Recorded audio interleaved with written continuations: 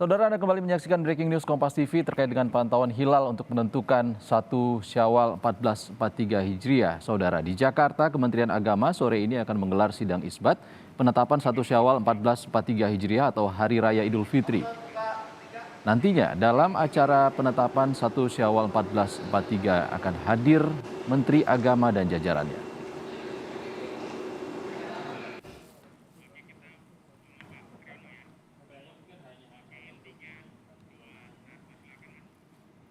Kita langsung terhubung dengan Pak Rahmat Triono, Kepala Divisi Gempa Bumi dan Tsunami BMKG. Selamat petang, Pak Triono. Selamat petang ya. Koreksi, Kepala Pusat Seismologi Teknik Geofisika Potensial dan Kepala Pusat Seismologi Teknik ya Pak ya? Ya, betul. Baik, Kepala Pusat Seismologi Teknik BMKG, Pak Rahmat Triono. Bagaimana Pak? Langsung saja saya tanyakan terkait dengan kondisi cuaca mungkin ya Pak ya, untuk menentukan hilal ini butuh pandangan yang clear. Seperti apa dari pihak BMKG melihat cuaca saat ini Pak?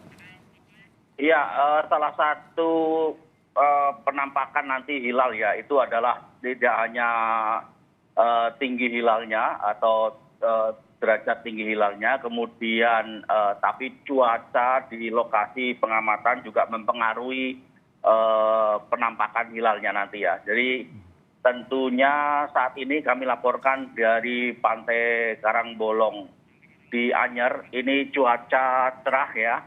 Namun kita belum tahu nanti beberapa sekitar 2 jam kemudian kan nanti ada baru matahari tenggelam dan baru kita melalui proses pengamatan hilal setelah matahari tenggelam.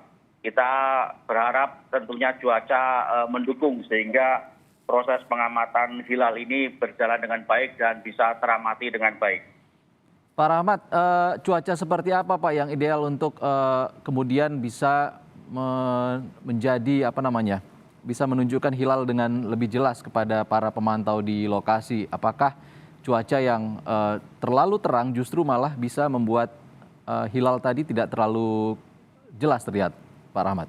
Ya, tentunya tidak ada, ini kan teropong kita arahkan ke ufuk barat ya. Jadi di sisi ufuk barat sana tentunya clear dari awan mendung ya, awan mendung jadi clear ya. Jadi dengan kondisi clear tanpa awan itu kemungkinan akan bisa teramati dengan baik. Oke, Pak Rahmat, ada informasi Pak dari pihak BMKG terkait dengan posisi bulan saat ini?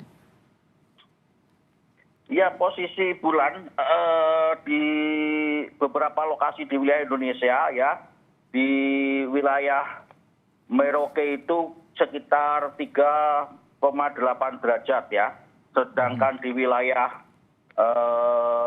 Sabang itu 5,6 derajat. Di beberapa wilayah misalnya di Ambon 4,2 derajat, kemudian di sekitar Yogyakarta 4,6 derajat, dan kemudian di wilayah Anyer itu 4,8.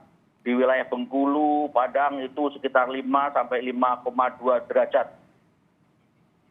Baik, itu artinya posisi bulan sudah ini adalah ilmu yang cukup tinggi Pak ya, ilmu falak ataupun ilmu astronomi tidak banyak yang tahu.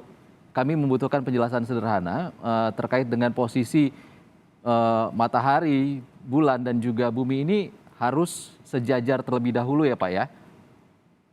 Iya betul, jadi konjungsi kan ijtima itu sudah terjadi pada tadi pagi ya, jam 3.27. Kalau nggak salah jam 3.27 sudah terjadi ijtima atau konjungsi di mana piringan atau bulan, matahari, bulan dan bumi itu pada bujur yang sama, sehingga seperti sebuah garis ya, penampakan sebuah garis, sehingga kalau setelah itu berarti memang dimulailah bulan baru ya, dimulai bulan baru. Jadi setelah terjadi ijtima itu pada pagi tadi jam 3.27 WIB ya untuk wilayah barat. Dan tentunya saat ini sudah posisi kemudian nanti matahari akan tenggelam untuk wilayah di Banten di sini matahari tenggelam pada pukul 17.50 ya. Sedangkan bulan akan tenggelam pada pukul 18.14. Dengan demikian posisi bulan termasuk yang positif ya karena matahari tenggelam duluan.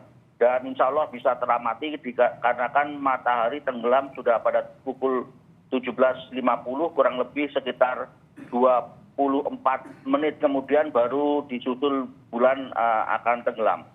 Baik, tadi dari sebelumnya penjelasan Pak Rahmat Riono soal posisi bulan dan juga bumi terhadap bumi ini sudah berada di berapa derajat, Pak? Posisi bagaimana? Posisi ketinggian bulan.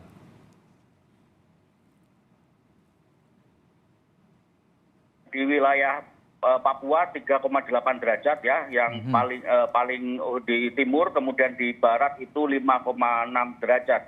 Dan rata-rata ini di atas 3 derajat semua ya, di atas 3 derajat dan tentunya dengan cuaca yang insya Allah kalau di lokasi pengamatannya clear, insya Allah akan bisa teramati dengan baik ya. Namun memang dari ketinggian memang sudah memenuhi syarat untuk bisa teramati dan tentunya tinggal cuacanya juga mempengaruhi penampakan hilal nantinya. Baik Pak Rahmat Riono, terkait data ketinggian hilal ini 3,8 di daerah timur Indonesia dan juga 5,6 derajat di daerah barat Indonesia. Apakah sudah dikatakan hilal terlihat, Pak? Ya, kalau hilal terlihat kan nanti baru setelah matahari tenggelam ya. Okay. Kita berdasarkan data hisap itu sudah memenuhi kriteria untuk teramatinya dengan hilal ya, dan sudah memenuhi sebagai bulan baru. Baik, ini kalau dengan metode hisap artinya sudah di atas 3 derajat ufuk ya Pak ya? Betul. Artinya kita masih menunggu kondisi matahari tenggelam dan di saat matahari tenggelam apakah mungkin ada perbedaan ketinggian Pak? Iya, di beberapa lokasi tentunya beda-beda ya. Di beberapa lokasi dari waktu tenggelamnya matahari dengan bulan akan berbeda dengan selisih waktu yang berbeda-beda. Nah tentunya ini kami nantinya setelah pengamatan ini kita koordinasi dengan Kementerian Agama setempat ya, kita akan laporkan ke Kementerian Agama Pusat ya dalam sidang isbat nanti malam ya. Jadi seluruh pengamatan kami di 31 lokasi di seluruh wilayah Indonesia ya, dari Sabang sampai Merauke itu juga bekerja sama dengan Kementerian Agama setempat dan tentunya hasil pengamatan kami akan segera kami sampaikan di sidang isbat dan ini juga bisa disaksikan secara live streaming ya, live streaming itu melalui kanal BMKG ya. Baik, Pak Triono, sebelumnya ada rekomendasi dari Menteri Agama sejumlah negara di Asia Tenggara, Brunei, Indonesia, Malaysia, Singapura yang menentukan kriteria dari ketinggian hilal yang sebelumnya 2 derajat dengan elongasi 3 derajat sekarang berubah jadi 3 derajat dan elongasi 6,4 derajat. Ini yang berbeda apa Pak terkait perubahan ini? Iya, itu dari Mabin ya, Menteri Agama Singapura, Indonesia, Malaysia, dan Brunei Darussalam ya, itu sudah sepakat terkait dengan kriteria hilal bulan baru itu tadi yang disebutkan di atas 3 derajat dan elongasinya 6,4 derajat. Dan tentunya dari 2 syarat ini sudah terpenuhi, khususnya elongasi di wilayah Sabang itu juga sudah 6,4 ya, 6,4 derajat ya, itu di wilayah Sabang. Sementara tinggi hilalnya juga sudah di atas 3 derajat. Dalam hal ini tentunya sudah masuk dalam kriteria Mabin tadi. Artinya ketika angka ini dinaikkan bukan berarti hilal tadi harus terlihat lebih jelas daripada waktu masih menggunakan metode 238 itu Pak? Ya kalau 2 derajat memang sangat sulit sekali ya, karena memang 2 derajat itu selisih waktu antara matahari tenggelam dengan bulan tenggelam itu kan hanya beberapa menit saja ya. sementara pancaran matahari begitu masih sangat kuat sekali dan bulan itu sendiri merupakan bulan sabit yang sangat kecil dan dengan pancaran yang sangat kuat tentunya akan sangat sulit teramati dengan baik kalau dengan ketinggian 2 derajat ya. Dengan 3 derajat atau mungkin bahkan lebih ini di beberapa lokasi di Sumatera sudah di atas 5 derajat ya, semoga bisa teramati dengan baik tergantung cuaca di lokasi tempat pengamatan hilal. Baik, perubahan dari 2 derajat menjadi 3 derajat ini justru memudahkan atau seperti apa Pak Rahmat? Ya, kalau itu kewenangan dari Kementerian Agama ya berkaitan dengan kriteria tersebut. Namun dari hal ketinggian hilal ini tentunya semakin tinggi hilalnya, derajatnya ya, derajat hilalnya, tinggi bulannya itu tentunya potensi nampaknya akan semakin baik. Pak Rahmat, jika nanti ketika matahari terbenam, apakah nanti akan ada kemungkinan hilal ini belum melewati 3 derajat, Pak Rahmat? Tidak ya, ini sudah dipastikan berdasarkan Tidak data mungkin ya, hisap Pak ya? ini. Ya, ini sudah di Papua saja 3,8 derajat ya, dan di wilayah Sabang 5,6 derajat. Ini sudah data hisap kami demikian ya.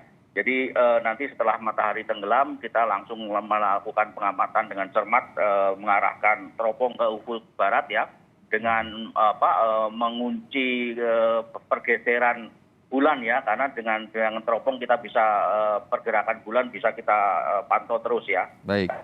Kunci Setelah koordinatnya. Artinya setelah posisi ijtima pagi tadi, dini hari tadi, lalu sudah berada pada posisi di atas 3 derajat, kemungkinan hanya faktor cuaca yang bisa mengganggu penglihatan ataupun penampakan hilal, artinya Pak Rahmat?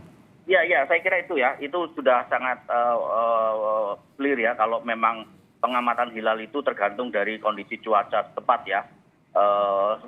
Sekalipun kadang tinggi hilalnya cukup tinggi, namun kalau cuaca di ufuk baratnya itu mendung tebal juga tidak akan teramati dengan baik.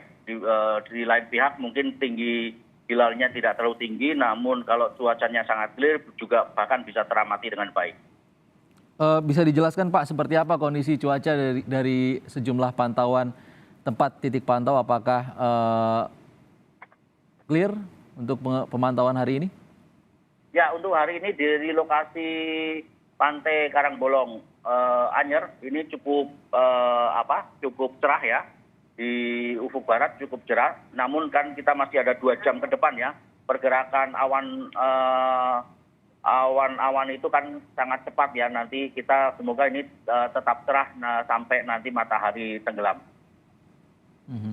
Artinya daerah mana Pak yang kemungkinan paling kuat untuk melihat hilal hari ini di Indonesia? Kalau secara ketinggian tentunya di wilayah Sumatera ya, dibandingkan dengan wilayah yang lain itu karena ketinggian hilalnya sudah di atas 5 derajat ya. Di atas 5 derajat itu khususnya di wilayah Sumatera rata-rata di atas 5 derajat. Sementara di wilayah Indonesia lainnya itu 3 sampai 5 derajat ya. Di Pulau Jawa ini kurang lebih sekitar 4,4 sampai 4,8 derajat. Baik, Pak Triyono mungkin bisa dijelaskan secara sederhana kenapa posisi di Pulau Sumatera ini bisa lebih tinggi ketinggian hilalnya? Ya tentunya karena memang pergerakannya kan dari timur ya. Kita dari timur sisi timur dulu tentunya semakin ke barat tinggi hilalnya semakin tinggi ya. Nanti ke wilayah India, Arab Saudi tentunya tinggi hilalnya sudah sangat tinggi sekali di sana. Baik. Kita masih tunggu seperti apa kondisi nanti Pak Rahmat Triyono ketika matahari terbenam sekitar 2 jam lagi. Terima kasih Pak Rahmat Triyono. Ya, terima kasih. Assalamualaikum warahmatullahi wabarakatuh. Baik, terima kasih Pak Rahmat Triyono, Kepala Pusat Seismologi Teknik BMKG, sudah bergabung di Breaking News Kompas TV.